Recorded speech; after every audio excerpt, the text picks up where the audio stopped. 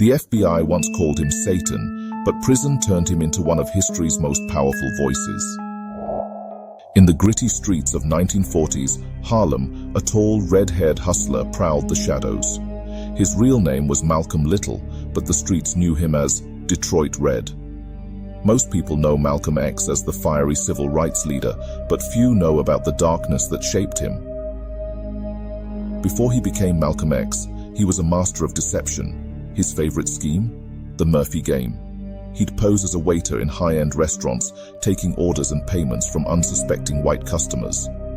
By the time they realized their waiter had vanished with their money, Detroit Red was long gone. But that was just the beginning. Malcolm ran a sophisticated numbers racket, coordinated prostitution rings, and orchestrated armed robberies.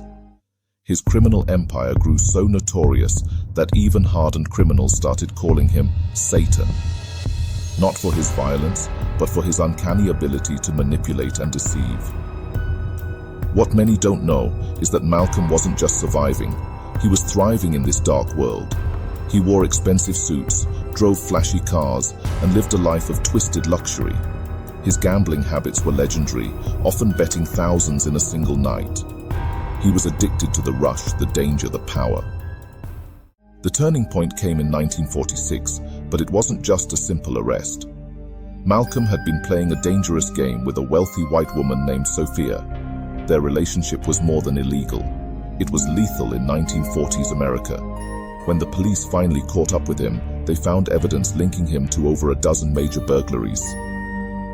Inside prison, Malcolm's transformation wasn't peaceful or immediate. He spent his first years in solitary confinement, earning the nickname Satan yet again. But something changed when he discovered the prison library.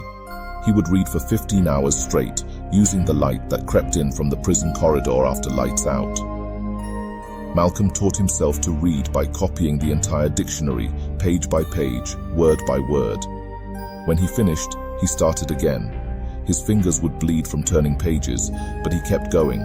The man who once couldn't write a proper sentence was now devouring books on history, philosophy, and religion, But the most shocking part, Malcolm's criminal past didn't just disappear, it fueled his leadership. He used his understanding of street psychology to connect with the masses. His speeches weren't just powerful because of their content, but because he knew exactly how to reach people who felt trapped in the same darkness he'd escaped. The FBI files from this period reveal something fascinating. Agents noted that Malcolm's power came from his ability to speak the language of the street while delivering the message of the scholar. They were terrified of this combination. Even more intriguing is that Malcolm never fully abandoned his Detroit Red persona.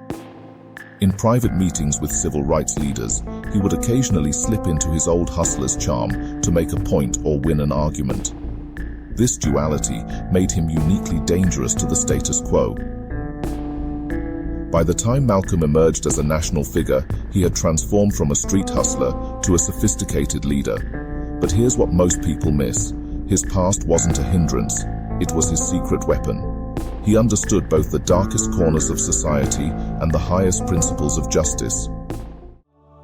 Malcolm X once said, "I learned more about life from the streets than any classroom." This wasn't just a quote, it was the key to understanding his power. The same skills that made him a successful criminal, charisma, strategic thinking, and fearlessness, made him an unstoppable force for change. The transformation from Detroit Red to Malcolm X wasn't just about redemption, it was about evolution. And in the end, the man they called Satan became one of the most influential voices in American history.